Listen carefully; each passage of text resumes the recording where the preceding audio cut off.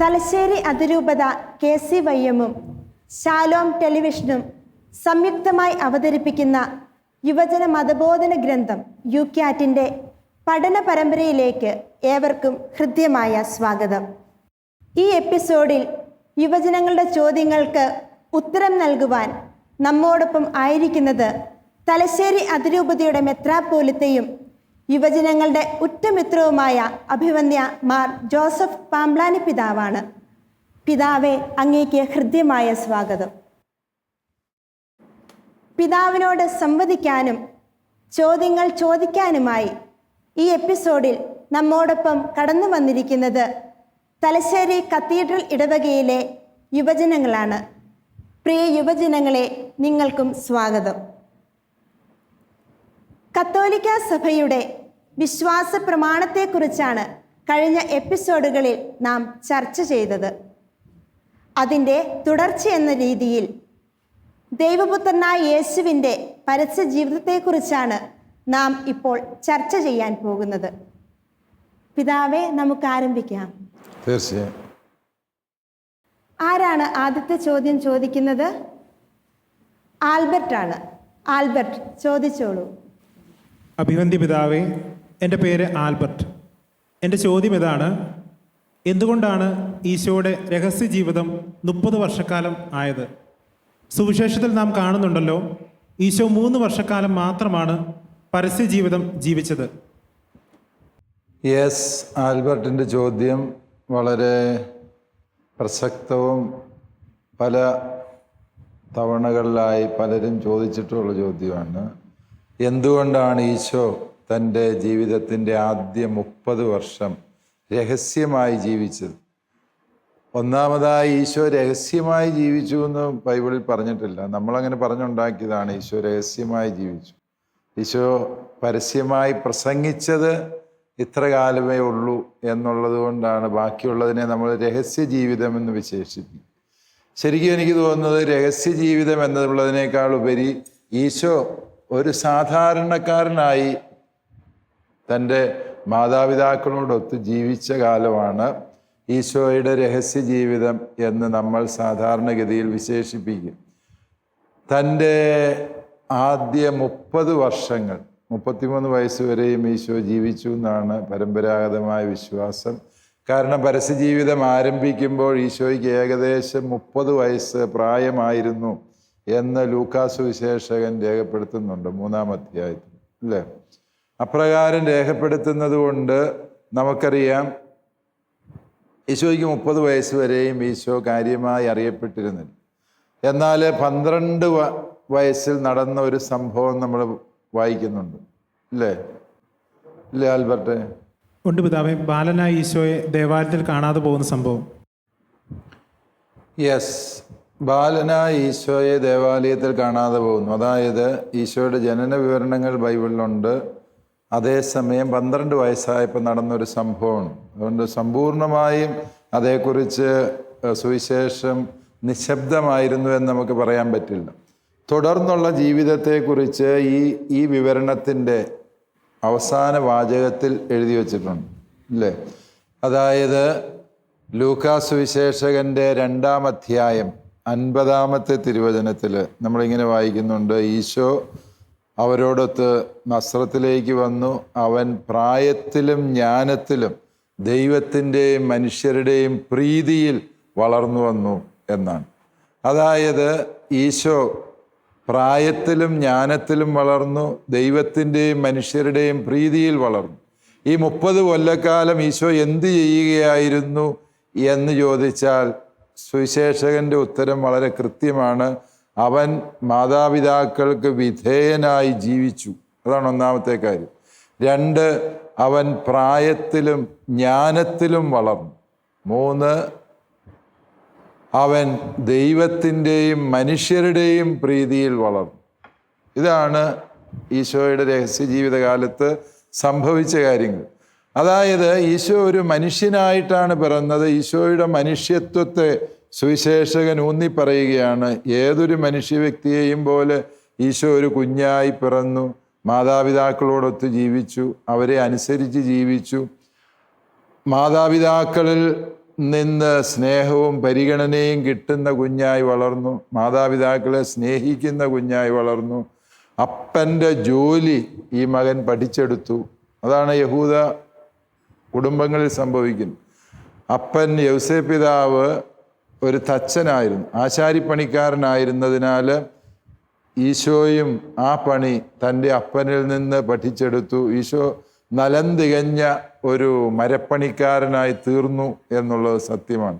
അപ്രകാരം ഈശോ ജീവിക്കുമ്പോൾ അതിൻ്റെ ഒന്നാമത്തെ അർത്ഥം ഈശോയുടെ മനുഷ്യത്വം എന്നത് പൂർണ്ണമായും സത്യമായിരുന്നു എന്നുള്ളത്. എല്ലാ മനുഷ്യരെയും പോലെ ആയിരുന്നു ഈശോയും. ഈശോ അല്ലാണ്ട് അതിമാനുഷികനായിട്ട് നടക്കുകയായിരുന്നില്ല. എല്ലാ മനുഷ്യരെയും പോലെ സാധാരണത്വങ്ങളിലൂടെ ജീവിച്ചാണ് ഈശോ വളർന്നത് എന്നുള്ള സത്യം സുവിശേഷകൻ പഠിപ്പിക്കുന്നു. രണ്ടാമതായി നമ്മൾ മനസ്സിലാക്കേണ്ടത് ഈശോ ദൈവപിതാവുമായുള്ള ഐക്യത്തിലായിരുന്നു. അവൻ ദൈവത്തിൻ്റെ പ്രീതിയിൽ വളർന്നപ്പോൾ മനുഷ്യരുമായും സ്നേഹത്തിൽ വളർന്നു എന്നുള്ളത്. മൂന്നാമതായി നമ്മൾ ഇതിൻ്റെ സന്ദേശം മനസ്സിലാക്കേണ്ടത് ഈശോ ഒരു കുടുംബത്തിലാണ് ആദ്യത്തെ 30 കൊല്ലക്കാലം തൻ്റെ സാന്നിധ്യം അറിയിക്കുന്നത്. കുടുംബം അത്രമേൽ പ്രസക്തമാണ് എന്നും കുടുംബത്തോടൊത്തായിരിക്കാൻ ദൈവം ആഗ്രഹിക്കുന്നു എന്നും ഉള്ളതിൻ്റെ ഒരു നല്ല സൂചനയായിട്ട് നമുക്ക് ഈ വിവരണത്തെ മനസ്സിലാക്കാം. ഈശോയുടെ സാന്നിധ്യം എപ്പോഴും നിശബ്ദമായി ഒരു കുടുംബത്തിലുണ്ട് എന്നുള്ള സത്യം ഈശോയുടെ ഈ ഒരു രഹസ്യ ജീവിതം നമ്മളെ പഠിപ്പിക്കുന്നുണ്ട്. നാം ആരും അറിയാത്ത രീതിയിൽ, കാണാത്ത രീതിയിൽ, അവൻ്റെ ശക്തികളൊന്നും അവൻ പ്രകടമാക്കാത്ത രീതിയിൽ അവൻ നമ്മോടൊത്ത് നമ്മുടെ കുടുംബങ്ങളിൽ വസിക്കുന്നുണ്ട് എന്നുള്ള സത്യം. ആ വാസം എന്ന് പറയുന്നത് അർത്ഥശൂന്യമായ വാസമല്ല, ശരിക്കും ദൈവീകമായ വാസം തന്നെയാണ് എന്ന സത്യം നമ്മൾ മനസ്സിലാക്കുക. അതുകൊണ്ട് ഈശോയുടെ രഹസ്യ ജീവിതം എന്ന് പറഞ്ഞ് അതെന്തോ ഒരു ഇരുണ്ട കാലം എന്ന മട്ടിൽ അതിനെ വ്യാഖ്യാനിക്കാൻ സുവിശേഷം നമ്മെ അനുവദിക്കുന്നില്ല. മറിച്ച് അതിനെക്കുറിച്ച് വളരെ കൃത്യവും വ്യക്തവുമായ സൂചന സുവിശേഷം തരുന്നുണ്ട്. അതിന് കൃത്യമായ ലക്ഷ്യങ്ങളും അർത്ഥങ്ങളും ഉണ്ടായിരുന്നു എന്നും നമുക്ക് മനസ്സിലാക്കാൻ സാധിക്കും. യേശുവിൻ്റെ രഹസ്യ ജീവിതം എന്നത് നമ്മോടൊപ്പമുള്ള അവിടുത്തെ സാന്നിധ്യത്തിൻ്റെ സൂചനയാണെന്നൊക്കെ പിതാവ് വളരെ വ്യക്തമായി പറഞ്ഞു തന്നു. അപ്പോൾ ഈശോയുടെ രഹസ്യ ജീവിതം എന്നത് ഒരു ഇരുണ്ട യുഗമല്ല എന്നുമുള്ള വ്യക്തമായ ധാരണ നമുക്ക് ഇതിലൂടെ ലഭിക്കുകയുണ്ടായി. ആൽബർട്ടിൻ്റെ ചോദ്യത്തിന് കൃത്യമായ ഉത്തരം ലഭിച്ചു എന്ന് കരുതുന്നു. താങ്ക് യു പിതാവേ. നമുക്ക് അടുത്ത ചോദ്യത്തിലേക്ക് കടക്കാം. ആരാണ് അടുത്ത ചോദ്യം ചോദിക്കാൻ പോകുന്നത്? ഷെറിനാണ്. ഷെറിൻ്റെ ചോദ്യം നമുക്ക് കേൾക്കാം. അഭിമന്യ പിതാവേ, എൻ്റെ ചോദ്യം ഇതാണ്. മാമോദിസായിലൂടെ നാം ജന്മപാപത്തിൽ നിന്നും കർമ്മപാപത്തിൽ നിന്നും മോചിതരാകുന്നു എന്ന് വേദപാഠ ക്ലാസ്സുകളിലൂടെ നാം പഠിച്ചിട്ടുണ്ട്. എന്നാൽ പാപമില്ലാത്ത ഈശോ എന്തിനാണ് മാമോദിസ സ്വീകരിച്ചത്?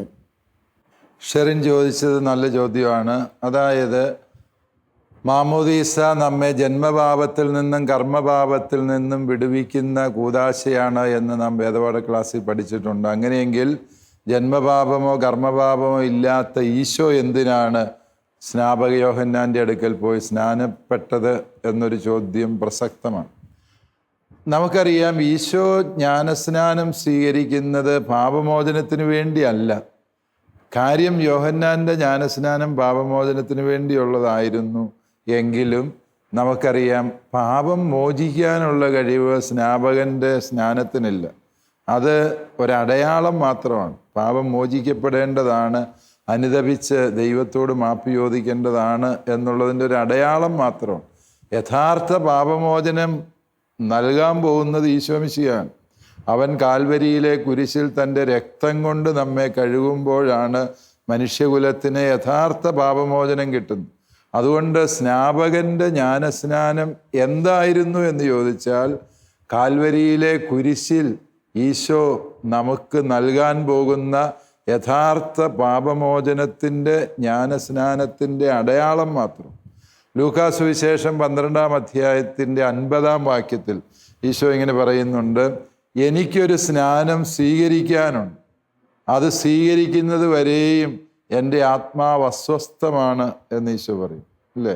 എന്താണ് അവിടെ ഈശോ ഉദ്ദേശിക്കുന്ന സ്നാനമെന്ന് ചോദിച്ചാൽ, കാൽവരിയിലെ കുരിശിൽ സ്വന്തം രക്തത്താൽ തൻ്റെ ശരീരത്തെ സ്നാനപ്പെടുത്തുന്ന ഈശോയുടെ ബലിയാണ് ഈശോ സ്വീകരിക്കുന്ന യഥാർത്ഥ ജ്ഞാനസ്നാനം. സ്നാപകൻ്റെ പാപമോചനത്തിൻ്റെ ജ്ഞാനസ്നാനം പോലും ആ യഥാർത്ഥ ജ്ഞാനസ്നാനത്തിൻ്റെ ഒരു പ്രതിരൂപം മാത്രം.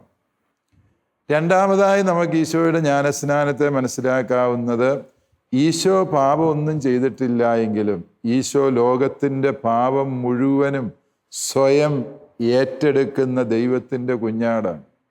അതുകൊണ്ട് ഈശോ സ്നാനപ്പെട്ടത് മനുഷ്യകുലം മുഴുവനും വിശുദ്ധീകരിക്കപ്പെടേണ്ടതുണ്ട് എന്ന സത്യം വെളിപ്പെടുത്താൻ വേണ്ടി കൂടിയാണ് എന്ന് നമുക്ക് വ്യക്തമായി മനസ്സിലാക്കാൻ സാധിക്കും. ഈശോ പാപം ഏറ്റെടുത്തുകൊണ്ട് മനുഷ്യകുലത്തിന് വേണ്ടി അവിടുന്ന് സ്നാനപ്പെട്ടു എന്നുള്ളതാണ് സത്യം.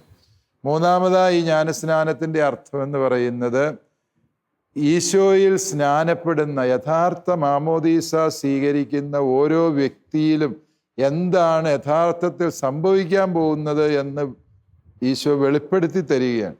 ഈശോ സ്നാനപ്പെട്ടപ്പോൾ സംഭവിച്ച കാര്യങ്ങൾ എന്തൊക്കെയാ? സ്വർഗം തുറന്നു, പരിശുദ്ധാത്മാവ് പ്രാവിൻ്റെ രൂപത്തിൽ ഇറങ്ങി വന്നു, പിതാവായ ദൈവം പറഞ്ഞു, ഇവൻ എൻ്റെ പ്രിയപുത്രൻ, ഇവനിൽ ഞാൻ പ്രസാദിച്ചിരിക്കുന്നു, അല്ലേ? ഷെറിൻ മാമോദിസ മുങ്ങിയത് എപ്പോഴാണെന്ന് ഷെറിൻ ഓർക്കുന്നുണ്ടാകാൻ വഴിയില്ല, തീരെ കൊച്ചായിരിക്കുമ്പോഴാണ്, അല്ലേ? പക്ഷേ ഷെറിനിൻ്റെ മാമോദിസയുടെ സമയത്ത് എന്താണ് സംഭവിച്ചതെന്ന് ചോദിച്ചാൽ ഇതേ കാര്യം തന്നെയാണ് സംഭവിച്ചത്. ഏതാ? സ്വർഗം തുറന്നു ഷെറിൻ്റെ മുമ്പിൽ. അതുവരെയും ഷെറിൻ സ്വർഗത്തിന് അവകാശിയായിരുന്നില്ല. മാമോദിസ സ്വീകരിച്ച ആ നിമിഷം മുതൽ നീ സ്വർഗത്തിൻ്റെ അവകാശിനിയായി തീർന്നു. പരിശുദ്ധാത്മാവ് നിന്റെ മേൽ ഇറങ്ങി വന്നു എന്ന് മാത്രമല്ല, സ്വർഗം നിന്നെ നോക്കി പറഞ്ഞു, ഇവൾ എൻ്റെ പ്രിയപുത്രിയാണ്, ഇവളിൽ ഞാൻ പ്രസാദിച്ചിരിക്കുന്നു. ഓരോ മാമോദീസായിലും സംഭവിക്കുന്ന ഈ 3 അത്ഭുതങ്ങളാണ് വാസ്തവത്തിൽ ഈശോയുടെ ജ്ഞാനസ്നാന വേളയിൽ സംഭവിക്കുന്നത്, അല്ലേ? അതായത് പൗലോസ്ലീഹ റോമാലേഖനത്തിൻ്റെ 6-ാം അധ്യായം മാമോദീസായെ കുറിച്ചുള്ള പരാമർശമാണ്. അവിടെ സ്ലീഹ മാമോദീസായെ വിശദീകരിക്കുന്നുണ്ട്. വെള്ളത്തിൽ മുങ്ങുമ്പോൾ ഈശോയുടെ മരണവുമായി താതാത്മ്യപ്പെടും. വെള്ളത്തിൽ നിന്ന് പുറത്തേക്ക് വരുമ്പോൾ ഈശോയുടെ ഉത്ഥാനവുമായിട്ട് നമ്മൾ താതാത്മ്യപ്പെടുന്നു. അപ്പോൾ സ്ലീഹ എന്നിട്ട് മാമോദീസായെ നിർവചിക്കുന്ന ഇങ്ങനെയാണ്: ഈശോയുടെ മരണത്തിലും ഉത്ഥാനത്തിലുമുള്ള പങ്കാളിത്തമാണ് മാമോദീസ എന്ന്. അതുകൊണ്ട് ഈശോയിൽ നാം വിശ്വസിച്ച് ഈശോയിൽ സ്നാനപ്പെടുമ്പോൾ സംഭവിക്കുന്നത്, നാം അവനോടൊത്ത് മരിച്ച് സംസ്കരിക്കപ്പെട്ട് അവനോടൊത്ത് ഉയർത്തെഴുന്നേറ്റ് പുതിയ സൃഷ്ടിയായിത്തീരുന്ന അത്ഭുതമാണ് മാമോദീസ എന്ന കൂദാശയിൽ സംഭവിക്കുക. അതുകൊണ്ട് ഈശോയുടെ ജ്ഞാനസ്നാനം എന്നത് മാമോദീസായുടെ ശരിയായ അർത്ഥം വെളിപ്പെടുത്തുന്ന ഒരു രംഗമായിരുന്നു എന്ന് നമ്മൾ തിരിച്ചറിഞ്ഞാൽ മതി. പ്രധാനമായും അത് ഈശോ പാപമോചനത്തിൻ്റെ ജ്ഞാനസ്നാനം സ്വീകരിച്ചു എന്നുള്ളതിനേക്കാൾ ഉപരിയായി ലോകത്തിൻ്റെ മുഴുവനും പാപത്തിന് പരിഹാരമായി അവൻ അർപ്പിക്കാൻ പോകുന്ന ബലിയുടെ പ്രതിരൂപമായിരുന്നു ആ സ്നാനമെന്നും, ഓരോ മാമോദീസ സ്വീകരണ വേളയിലും വിശ്വാസികളിൽ സംഭവിക്കുന്ന മാറ്റമെന്ത് എന്ന് നമ്മെ ബോധ്യപ്പെടുത്തുന്നതുമാണ് വാസ്തവത്തിൽ ആ മാമോദീസ വേളയിൽ സംഭവിച്ച കാര്യം. ഒരുപക്ഷെ ഈ കാലഘട്ടത്തിൽ നമ്മുടെ പലരുടെയും മനസ്സിൽ കടന്നു വന്നിട്ടുള്ള ഒരു ചോദ്യമാണ് ഷെറിൻ ചോദിക്കാൻ ഇടയായത്. പിതാവേ, അങ്ങയുടെ നല്ല വാക്കുകൾക്ക് നന്ദി. ഇനി അടുത്തത് ആരുടെ ചോദ്യമാണ്? ശ്രുതിയുടെ ചോദ്യം എന്താണെന്ന് നമുക്ക് കേൾക്കാം. പിതാവേ, എൻ്റെ പേര് ശ്രുതി. എൻ്റെ ചോദ്യം ഇതാണ്: ദൈവമായിരുന്നിട്ടും എന്തുകൊണ്ടാണ് ഈശോയ്ക്ക് പ്രലോഭനങ്ങളുണ്ടായത്? ഈശോ യഥാർത്ഥത്തിൽ പ്രലോഭിക്കപ്പെടുമായിരുന്നോ? ഈശോയുടെ ജ്ഞാനസ്നാനം കഴിഞ്ഞാൽ ഉടനെ ബൈബിളിൽ പറയുന്ന ഈശോ ആത്മാവിനാൽ മരുഭൂമിയിലേക്ക് നയിക്കപ്പെട്ടു. എന്തിനു വേണ്ടി എന്ന് ചോദിച്ചാൽ, പിശാചിനാൽ പ്രലോഭിപ്പിക്കപ്പെടാൻ വേണ്ടി ആത്മാവിനാൽ മരുഭൂമിയിലേക്ക് നയിക്കപ്പെട്ടു. അതായത് ഈശോയുടെ പ്രലോഭനത്തിൽ പരിശുദ്ധാത്മാവിനൊരു പ്രവൃത്തിയുണ്ട് ആയിട്ടാണ് സുവിശേഷം പറയുന്നത്, ഇല്ലേ? പിശാചിനാലാണ് പരീക്ഷിക്കപ്പെടുന്നത് എങ്കിലും അതിനുവേണ്ടി ഈശോയെ മരുഭൂമിയിലേക്ക് നയിക്കുന്ന ആരാണ്? പരിശുദ്ധാത്മാവാണ്. അതുകൊണ്ട് ഈശോ നമ്മളെപ്പോലെ ഒരു പ്രലോഭനം അല്ല അനുഭവിച്ചത് എന്നുള്ളത് വ്യക്തം. ഹെബ്രായ ലേഖനത്തിൽ ഈ ലേഖനകർത്താവ് പറയുന്നുണ്ട്, എല്ലാ കാര്യങ്ങളിലും അവിടുന്ന് നമ്മെപ്പോലെയായിരുന്നു. പാപമൊഴിച്ച് മറ്റെല്ലാ കാര്യങ്ങളിലും അവിടുന്ന് നമ്മെപ്പോലെയായിരുന്നു. നമ്മെപ്പോലെ അവിടുന്ന് പ്രലോഭിപ്പിക്കപ്പെടുകയും ചെയ്തിരുന്നു. ഈശോ മനുഷ്യനായിരുന്നു എങ്കിൽ ഈശോയ്ക്ക് എന്തുണ്ടാകും? പ്രലോഭനങ്ങളുണ്ടാകും. പ്രലോഭനങ്ങൾ ഉണ്ടാകുന്നത് പാപമല്ല, അതെയോ? അല്ല. പ്രലോഭനത്തിൽ നമ്മൾ വീഴുമ്പോഴാണ് അത് പാപമായിത്തീരുന്നത്, അല്ലേ? പ്രലോഭനങ്ങൾ ഉണ്ടാവുക സ്വാഭാവികമാണ്. അപ്പം അതേക്കുറിച്ച് വിശുദ്ധ അഗസ്തീനോസ് പുണ്യാളൻ്റെ ഒരു വിശദീകരണമുണ്ട്. പക്ഷികൾ എൻ്റെ തലയ്ക്ക് മുകളിൽ പറക്കാൻ പാടില്ല എന്ന് എനിക്ക് നിയമം വെക്കാൻ പറ്റിയല്ല, അല്ലേ? പക്ഷി അതിന് തോന്നിയിടത്തോടെ പറന്നു പോകും. പക്ഷേ എനിക്ക് പറയാവുന്ന ഒരു കാര്യമേ ഉള്ളൂ, പക്ഷി എൻ്റെ തലയിൽ വന്നു കൂട് കൂട്ടരുത്, എൻ്റെ തലയിൽ ഇരിക്കാൻ പാടില്ല എന്നൊക്കെ നമുക്ക് നിയമം വെക്കാം, ഇരുന്നാൽ ഓടിക്കാം. ഇതുപോലെയാണ് പ്രലോഭനങ്ങൾ എന്നാണ് അഗസ്തീനോസ് പുണ്യാളൻ പറയുന്നത്. പ്രലോഭനങ്ങൾ എല്ലാവരുടെയും മനസ്സിൽക്കിടെയും ചിന്തകളിലൂടെ ഇടയ്ക്കിടയ്ക്ക് കടന്നു വരും. ആ പ്രലോഭനത്തിൻ്റെ പിന്നാലെ നമ്മൾ പോവുകയും ആ പ്രലോഭനത്തിൻ്റെ കെണിയിൽ വീഴുകയും ചെയ്യുമ്പോഴാണത് തെറ്റാകുന്നത്. ഇപ്പോൾ ഒരാൾക്ക് മദ്യപിക്കണം എന്നൊരു തോന്നലുണ്ടാകും. ആ തോന്നൽ പാപമല്ല, അല്ലേ? ഉടനെ അയാൾ തീരുമാനിക്കുകയാണ് മദ്യം എന്നെ നശിപ്പിക്കുന്ന കാര്യമാണ്. കാരണം എന്താണ്? അതെൻ്റെ സമ്പത്ത് നശിപ്പിക്കുന്നു, എൻ്റെ ആരോഗ്യം നശിപ്പിക്കുന്നു, എൻ്റെ കുടുംബം തകർക്കുന്നു, എൻ്റെ സൽപ്പേര് നശിപ്പിക്കുന്നു, അതുകൊണ്ട് ഞാൻ മദ്യം കഴിക്കില്ല എന്ന ആ പ്രലോഭനത്തിൽ അയാൾ ഒരു തീരുമാനം എടുക്കുമ്പോൾ എന്ത് സംഭവിക്കുന്നു? അത് പാപമാകുന്നില്ല എന്ന് മാത്രമല്ല, അതൊരു പുണ്യമായി മാറുകയും ചെയ്യും, അല്ലേ? വിശുദ്ധന്മാർ നമ്മെ പഠിപ്പിക്കുന്ന ഒരു വലിയ സത്യമുണ്ട്. പ്രത്യേകിച്ച് ഫ്രാൻസിസ് സാലസ് പുണ്യാളൻ പറയുന്നതാണ്, ഒരു പ്രലോഭനത്തെ നമ്മൾ അതിജീവിച്ച് കഴിയുമ്പോൾ അത് ദൈവത്തിന് ഏറ്റവും പ്രിയപ്പെട്ട പുണ്യപ്രവൃത്തിയായി മാറും. നമ്മളിൽ ശക്തമായൊരു പ്രലോഭനം വരുമ്പോൾ ആ പ്രലോഭനത്തെ നമ്മൾ അതിജീവിച്ച് കഴിയുമ്പോൾ അതെന്തായി മാറുന്നു? അത് പുണ്യപ്രവൃത്തിയായിട്ട് മാറുന്നു. പ്രലോഭനത്തിൻ്റെ മേൽ വിജയം നേടുന്നത് ശരിക്കും പുണ്യപ്രവൃത്തിയാണ് എന്നതുകൂടെ നമ്മൾ മനസ്സിലാക്കും. ഇതിൻ്റെ പശ്ചാത്തലത്തിൽ വേണം നമ്മൾ ഈശോയുടെ പ്രലോഭനത്തെ മനസ്സിലാക്കാൻ. ഈശോയുടെ പ്രലോഭനം എങ്ങനെയായിരുന്നു എന്ന് ചോദിച്ചാൽ, ഈശോ മരുഭൂമിയിലേക്ക് ആത്മാവിനാൽ നയിക്കപ്പെട്ടു. 40 ദിനരാത്രങ്ങൾ അവിടുന്ന് കഠിനമായി ഉപവസിച്ചു. എന്തിനാണ് ഈശോ ഇങ്ങനെ പരിത്യാഗം ചെയ്യുന്നത് എന്ന് ചോദിച്ചാൽ, താൻ ഏറ്റെടുക്കാൻ പോകുന്ന ദൗത്യം, ലോകത്തിൻ്റെ രക്ഷയ്ക്ക് വേണ്ടി കുരിശിൽ മരിക്കുക എന്ന ആ വലിയ ദൗത്യം, അതിന് ശക്തി ആർജിക്കാൻ വേണ്ടിയാണ് ഈശോ പോയി തപസ് ചെയ്യുന്നത്. ദൈവികമായ എല്ലാ രക്ഷാപദ്ധതികളെയും അട്ടിമറിക്കാൻ പിശാച് എപ്പോഴും സദാ ജാഗ്രതയോടെ കാത്തിരിപ്പുണ്ട്.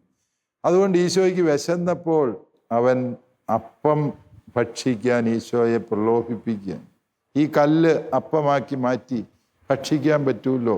ഇതാണ് പിശാചിൻ്റെ പ്രലോഭനം എന്ന് പറയുന്നത്.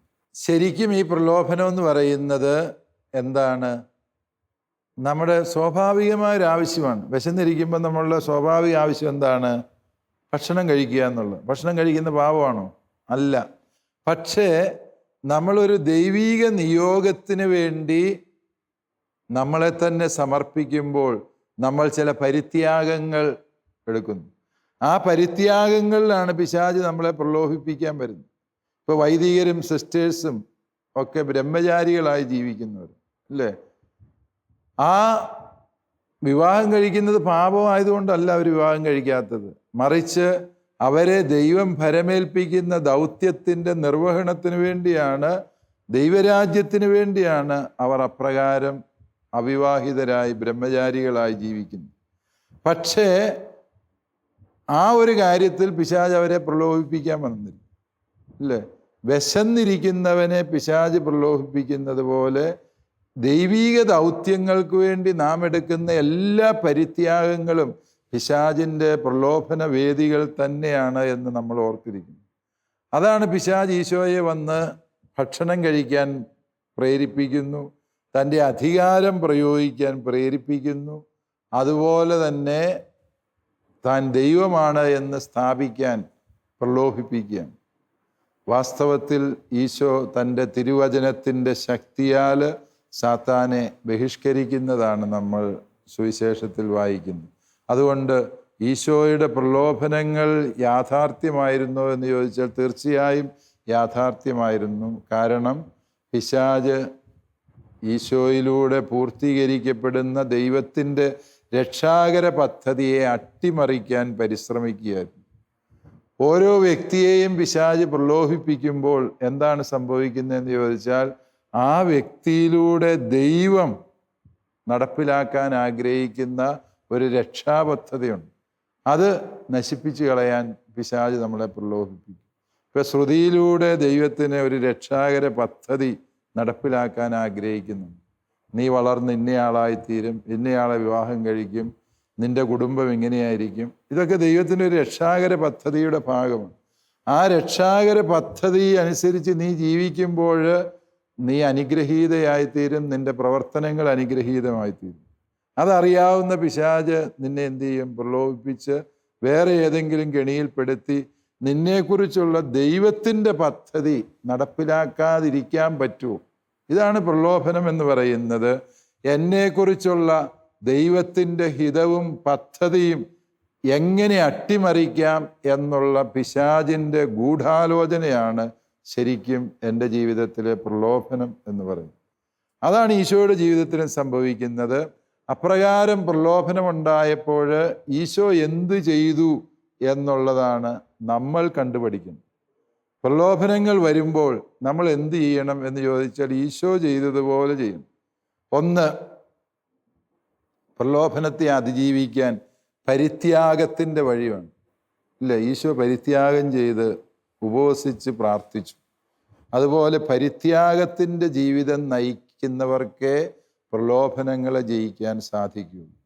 രണ്ടാമതായി ഈശോ തിരുവചനം ഉദ്ധരിച്ചുകൊണ്ടാണ് പിശാചിനെ തോൽപ്പിക്കുന്നത്. നീ നിന്റെ ദൈവമായ കർത്താവിനെ മാത്രമേ ആരാധിക്കാവൂ എന്ന് തിരുവചനത്തിൽ എഴുതിയിട്ടില്ലേ എന്ന് ചോദിച്ചപ്പോഴാണ് പിശാച് ഓടിപ്പോകുന്നത്. ഇല്ലേ?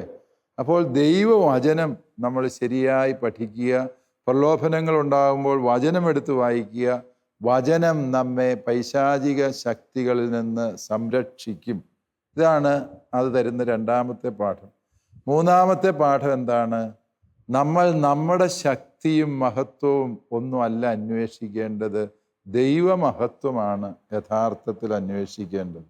അതുകൊണ്ട് നമ്മുടെ ശക്തി പ്രകടമാക്കാൻ വേണ്ടി തോന്നുന്ന എല്ലാ അവസരങ്ങളും പൈശാചിക പ്രലോഭനങ്ങളുടെ അവസരങ്ങളായിട്ട് നമ്മൾ കരുതണം. നാലാമതായിട്ട് ഈ വചനഭാഗം തരുന്ന സന്ദേശം എന്ന് പറയുന്ന പിശാച് പറയുന്നുണ്ട്, ഈ ലോകത്തിൻ്റെ സർവ്വ സൗഭാഗ്യങ്ങളും എൻ്റേതാണ്, നീ എന്നെ കുമ്പിട്ട് ആരാധിച്ചാൽ നിനക്കിതെല്ലാം തരാം എന്ന് പറഞ്ഞു. മനുഷ്യൻ പെട്ടെന്ന് വീണു പോകുന്നു. വലിയ സന്തോഷവും സൗഭാഗ്യവും കിട്ടും മയക്കുമരുന്ന് കഴിച്ചാൽ എന്ന് കേൾക്കുന്നതോടെ പല യുവജനങ്ങളും മയക്കുമരുന്നിൻ്റെ പിടിയിലേക്ക് പോകും. അല്ലേ? നമ്മൾ കാണാറുള്ള സത്യമാണ്. കാരണം അത് കഴിച്ചു കഴിയുമ്പം കിട്ടുന്ന ഒരു വലിയ അനുഭൂതി, ആ അനുഭൂതിക്ക് വേണ്ടിയാണ് അവൻ വീണ്ടും വീണ്ടും ഈ മയക്കുമരുന്ന് കഴിക്കുന്നത്. പക്ഷേ യഥാർത്ഥത്തിൽ അവന് കിട്ടുന്നത് സന്തോഷമല്ല, അവൻ്റെ ജീവിതം എന്നേക്കുമായി നശിപ്പിക്കുന്ന, നഷ്ടപ്പെടുത്തുന്ന അനുഭവങ്ങൾ. അതാ പിശാച് പറയുന്നത്, നീ എന്നെ കുമ്പിട്ട് ആരാധിച്ചാൽ എല്ലാ സന്തോഷവും സുഖവും ആനന്ദവും സൗഭാഗ്യവും ഞാൻ തരാം. പിശാച് ഇന്നും എല്ലാവരെയും പ്രലോഭിപ്പിക്കുന്ന ഈ വാചകം പറഞ്ഞുകൊണ്ട് അവനെ ആരാധിച്ചാൽ എല്ലാ അനുഗ്രഹവും തരുമെന്ന്. പക്ഷേ അവനെ ആരാധിച്ച് അവനിൽ നിന്ന് സൗഭാഗ്യം സ്വീകരിക്കാൻ പോയവരൊക്കെയും നാശത്തിൻ്റെ പടുകുഴിയിൽ വീണുപോയി എന്ന സത്യം കൂടി നമ്മൾ അറിയുന്നു. അതുകൊണ്ട് ഈശോയുടെ പ്രലോഭനം എന്നത് ഈശോ എങ്ങനെ പ്രലോഭിപ്പിക്കപ്പെട്ടു എന്ന് പഠിക്കുന്നതിലൂടെ എങ്ങനെയാണ് പ്രലോഭനത്തെ അതിജീവിക്കാൻ കഴിയുക എന്ന് ദൈവം നമ്മെ പഠിപ്പിക്കുകയാണ്. അല്ലെ, പ്രലോഭനത്തെ അതിജീവിക്കാനുള്ള യഥാർത്ഥ മാർഗങ്ങൾ ഈശോ നമുക്ക് തൻ്റെ പ്രലോഭനാനുഭവങ്ങളിലൂടെ പകർന്നു തരികയായിരുന്നു എന്നോർക്കാം. ഈശോയ്ക്കുണ്ടായ പ്രലോഭനത്തെക്കുറിച്ചും ദൈവമായി അവിടുന്ന് പ്രലോഭിപ്പിക്കപ്പെടേണ്ടിയിരുന്നോ എന്നൊക്കെയും ഉള്ള ചോദ്യങ്ങളാണ് ശ്രുതി ചോദിച്ചത്. ഇതിലൂടെ നമുക്കുണ്ടാകുന്ന പ്രലോഭനത്തിൽ നാം ഈശോയെ നോക്കി പഠിക്കണമെന്നുള്ള ഒരു വലിയ ബോധ്യമാണ് പിതാവ് നൽകിയത്. ശ്രുതിയുടെ ചോദ്യങ്ങൾക്ക് കൃത്യമായ ഉത്തരം ലഭിച്ചു എന്ന് കരുതുന്നു. അതെ, വളരെ വ്യക്തമായി. നന്ദി പിതാവേ. ഈശോയുടെ പരസ്യ ജീവിത ആരംഭത്തെക്കുറിച്ച് ഇവരുടെ ചോദ്യങ്ങൾക്ക് കൃത്യമായ ഉത്തരം നൽകാൻ പിതാവ് ഒത്തിരിയേറെ പരിശ്രമിച്ചു. പിതാവിൻ്റെ നല്ല വാക്കുകൾക്ക് നന്ദി. ഇതോടുകൂടി ഈ എപ്പിസോഡ് ഇവിടെ പൂർണ്ണമാവുകയാണ്. ഇനിയും പുതിയ ചോദ്യങ്ങളും നല്ല നല്ല ഉത്തരങ്ങളുമായി അടുത്ത എപ്പിസോഡിൽ നമുക്ക് വീണ്ടും കാണാം. നന്ദി.